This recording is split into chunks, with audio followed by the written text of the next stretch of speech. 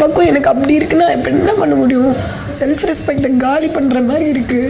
ஆனால் யோசிச்சு தான் சரி ஓகே அவளை ஏதோ ஒரு வார்த்தை சொன்னால் அது நம்மளுக்கு அஃபெக்ட் ஆகக்கூடாதுன்னு பார்த்தாண்டா பேசுகிறேன். என்னதான் ஃப்ரெண்ட்ஸாக இருந்தாலும் யாராக இருந்தாலும் நம்மளுக்குன்னு ஒரு செல்ஃப் ரெஸ்பெக்ட் இருக்குல்ல. ஜாக்லினுக்கும் சௌந்தர்யாவுக்கும் நேத்து நைட்டே முட்டை விஷயத்துல சண்டை ஆரம்பிச்சிருச்சு.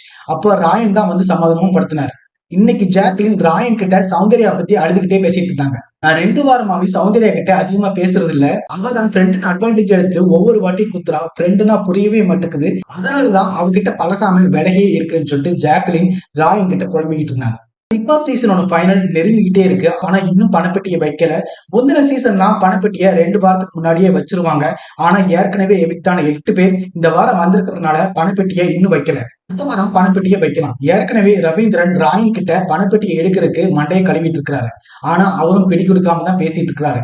இருந்தாலும் ராயன் பணப்பெட்டியை எடுக்கலாம். இந்த வாரம் பவித்ரா ஜனனி எவிக்டாகவும் இருந்தாங்கன்னா அவங்களுமே பணப்பெட்டியை எடுக்கலாம். இந்த வாரம் மிட் எவிக்ஷன் இருக்குன்னு எல்லாருமே எதிர்பார்த்திருப்பாங்க. ஆனா அது நடக்கல. இந்த வாரம் எண்டுல தான் எவிக்ஷனே நடக்கவும் இருக்கு.